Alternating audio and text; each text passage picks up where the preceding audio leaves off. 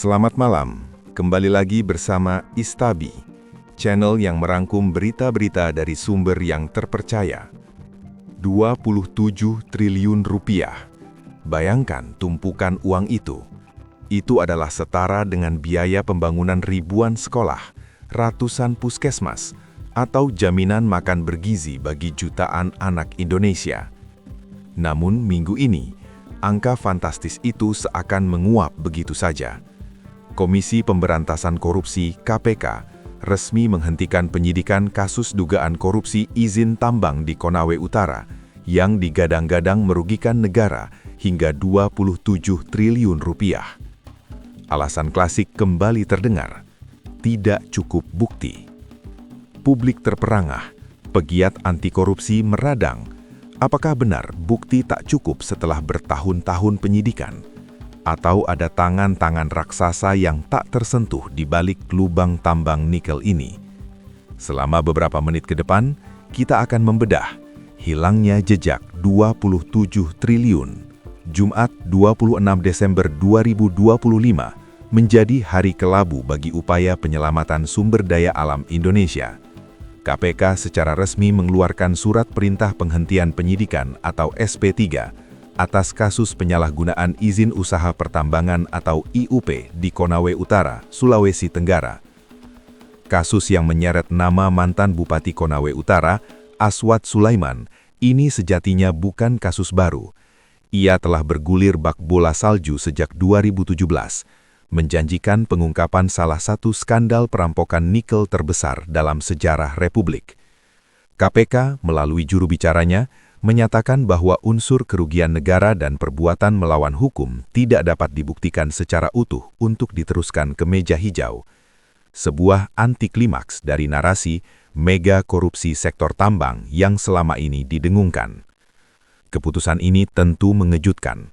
Berdasarkan laporan Kompas dan Metro TV sepanjang pekan ini, kasus ini ditutup tepat ketika publik menanti pertanggungjawaban atas kerusakan ekologis dan kerugian ekonomi yang masif. KPK berdalih, penyelidikan panjang menemui jalan buntu. Namun menutup buku setebal 27 triliun rupiah hanya dengan stempel kurang bukti, tentu menyisakan tanda tanya besar. Reaksi keras langsung datang dari Masyarakat Anti Korupsi Indonesia atau MAKI. Koordinator MAKI, Boyamin Saiman, tidak menahan diri. Dalam wawancaranya yang dikutip Kompas.com 28/12/2025, Boyamin menyentil KPK dengan sebutan tell me atau telat mikir. Mengapa tell me? Boyamin mempertanyakan logika penyidik. Jika memang tidak ada bukti, mengapa kasus ini digantung selama bertahun-tahun? Mengapa membiarkan status tersangka melekat, menyandara nasib hukum seseorang, dan memberikan harapan palsu pada rakyat bahwa uang negara akan kembali? Bagi MAKI, penghentian ini bukan sekedar masalah hukum, tapi bukti ketidakprofesionalan atau lebih buruk lagi, ketidakhadiran nyali. Bukan hanya aktivis luar, kritik tajam juga datang dari para alumni Gedung Merah Putih. Sejumlah eks-penyidik dan pimpinan KPK menilai penghentian kasus jumbo ini tak layak dan mencederai rasa keadilan. Mengutip laporan Kompas 28/12, eks-pejabat KPK menyebut bahwa kerugian 27 triliun rupiah yang merupakan akumulasi dari kerugian keuangan negara dan kerusakan ekologis seharusnya menjadi trigger untuk bekerja lebih keras mencari bukti, bukan malah menyerah. Mereka menyoroti bahwa dalam kasus sumber daya alam, pembuktian memang rumit, melibatkan ahli lingkungan dan auditor forensik. Namun menyerah di tengah jalan menimbulkan spekulasi. Apakah penyidik yang kalah pintar dari koruptor, atau ada intervensi yang membuat bukti-bukti itu mendadak tidak cukup? KPK berargumen bahwa dalam proses penyidikan, unsur niat jahat atau mens rea sulit dibuktikan secara sempurna, atau adanya kendala teknis dalam penghitungan kerugian negara yang real versus potensial. Namun bagi publik yang melihat lubang tambang menganga di Konawe Utara, alasan teknis hukum ini terdengar seperti pembenaran semata. Inilah pertanyaan yang paling menggelitik dan menakutkan. Apakah ada orang besar yang dilindungi? Kasus tambang, apalagi nikel, tidak pernah berdiri sendiri. Nikel adalah primadona baru ekonomi Indonesia, bahan baku baterai dunia. Di sana ada perputaran uang ribuan triliun rupiah, ada kepentingan korporasi multinasional, dan tentu saja ada backing politik. Banyak pihak mencurigai bahwa jika kasus ini diteruskan, Aswad Sulaiman hanyalah pintu masuk. Di balik izin-izin tambang yang diobral di Konawe Utara, ada deretan perusahaan yang menikmati nikel haram itu. Siapa pemilik perusahaan-perusahaan ini? Apakah mereka berafiliasi dengan elit politik di Jakarta? Jika penyidikan diteruskan, aliran dana atau follow the money berpotensi menyeret nama-nama yang tak boleh disentuh menjelang tahun-tahun politik atau demi menjaga stabilitas investasi. Spekulasi ini liar, namun ketiadaan transparansi KPK dalam membuka mengapa bukti dianggap tidak cukup justru menyuburkan teori konspirasi ini. Metro TV dalam laporannya menyebutkan KPK menyatakan terbuka jika ada bukti baru atau novum. Namun mari kita realistis, mengumpulkan bukti untuk kasus yang sudah terjadi 1 dekade lalu adalah tantangan herkulean. Ketika KPK hari ini menutup pintu, kemungkinan besar pintu itu terkunci selamanya.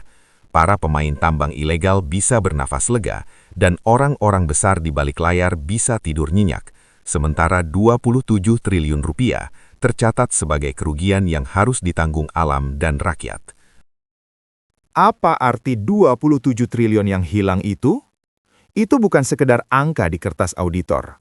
Itu adalah hutan lindung yang kini gundul di Konawe Utara. Itu adalah banjir lumpur yang merendam rumah warga setiap musim hujan.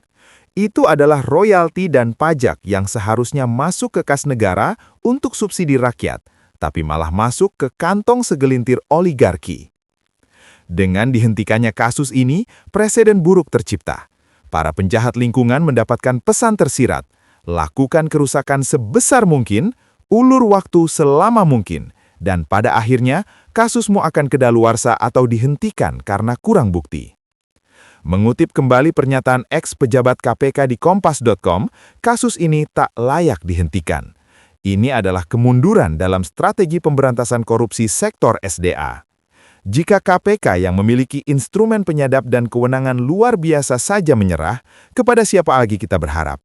Kejaksaan Agung? Kepolisian? Kita menuntut transparansi. KPK harus membuka gelar perkara ini ke publik. Bukti apa yang kurang? Saksi mana yang tidak bicara? Jangan biarkan alasan demi hukum menjadi tameng untuk menutupi ketidakmampuan atau ketidakmauan. Kasus Konawe Utara senilai 27 triliun rupiah kini resmi menjadi arsip. Tapi sejarah akan mencatatnya sebagai momen di mana negara kalah telak melawan keserakahan. Maki menyebut KPK tell me, tapi mungkin yang terjadi lebih parah dari itu. KPK mungkin telah kehilangan taringnya di hadapan kilau nikel dan kekuatan oligarki. Kita akan terus mengawasi, apakah bukti baru akan pernah ditemukan, ataukah ini memang akhir dari cerita 27 triliun uang rakyat? Terima kasih telah menonton video ini, sampai jumpa di video-video selanjutnya. Selamat malam.